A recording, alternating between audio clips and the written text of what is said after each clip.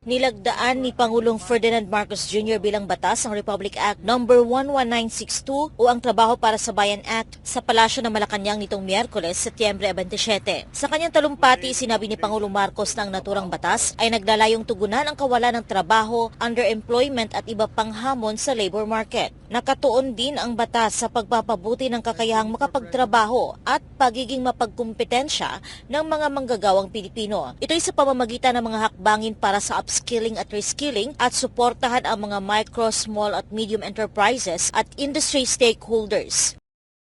Under this law, we will also incentivize employers, industry stakeholders, and private partners who will facilitate skills development, technology transfer, and knowledge sharing amongst our businesses and our workers. Base sa available records, ang Philippine labor sector ay nahaharap sa iba't ibang hamon gaya ng low-quality jobs, skills mismatch, underutilization ng mga kabataan, at low expenditure and coverage ng social protection para sa mga manggagawa. It likewise addresses the need to update the skills of our workers and promote the use of digital technologies, particularly for our micro, small, and medium-sized enterprises or MSMEs. Samantala, pinasalamatan naman ni PBBM sina Senate President Juan Miguel Zubiri at House Speaker Ferdinand Martin Romualdez para sa napapanahong pagpasa ng panukala na isa ring priority legislative measure ng administrasyon. Sa ilalim ng batas, ang Trabaho para sa Bayan Interagency Council sa pangunguna ni National Economic and Development Authority o NEDA Secretary Arsenio Balisacan ay gagawa ng master plan para sa employment generation and recovery sa Pilipinas. Magiging co-chair ng naturang council ang mga kalihim ng Department of Trade and Industry at Department of Labor and Employment kasama ang representatives mula sa iba't ibang ahensya at iba't ibang sektor. Magsasagawa rin ang Trabaho para sa Bayan Interagency Council ng comprehensive analysis ng employment status at labor market sa bansa.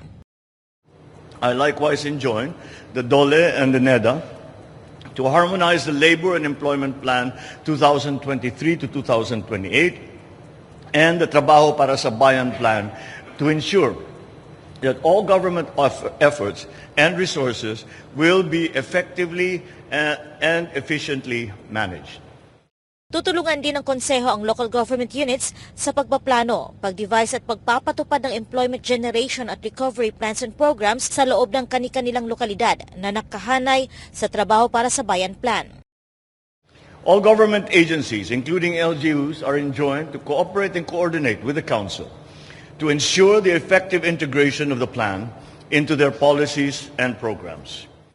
Kaugnay dito, ipinag-utos ni Pangulong Marcos sa nasabing Interagency Council at lahat ng concerned government agencies na i-fast-track ang pag-issue ng Implementing Rules and Regulations o IRR ng naturang batas. Kabilang sa dumalo sa seremonya sina Senator Amy Marcos, Senator Joel Villanueva, DILG Secretary Benjamin Abalos Jr., DOLE Secretary Bienvenido Laguesma, NEDA Secretary Balisacan, DBM Secretary Amina Pangandaman, DTI Secretary Alfredo Pascual at iba pang opisyal. Nagpasalamat naman si Senate Majority Leader Joel Villanueva, ang principal sponsor at author ng Trabaho para sa Bayan Act, kay President Marcos Jr. para sa paglagda ng batas. Aniya, malaking tulong ang bagong batas na makapaglikha ng mga trabaho at oportunidad para sa mga Pilipino at matugunan ang mga issue ukol sa labor market sa bansa.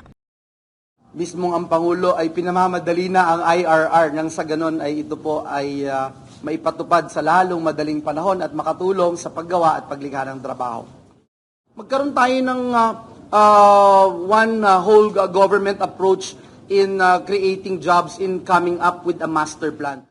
Umaasa naman ang senador na mabibigyan ng sapat na pondo ang batas nang sa gayon ay mararamdaman ng mga Pilipino ang benepisyong dulot nito. Saad pa ni Villanueva, ang pagpasa ng Trabaho para sa Bayan Act ay isa ring katuparan ng pangako ng Pilipinas sa ilalim ng International Labour Organization Convention No. 122 o Employment Policy Convention na nagsusulong na magkaroon ng active employment policy na siyang isa sa magiging pangunahing layunin ng macroeconomic policy. Ipinasa ng Senado ang Trabaho para sa Bayan Act bilang Senate Bill No. 2035 noong Mayo 29 ngayong taon at pinagtibay ng House of Representatives bilang pag-amyenda sa House Bill No. 8400 noong Agosto 29 ng kasalukuyang taong din.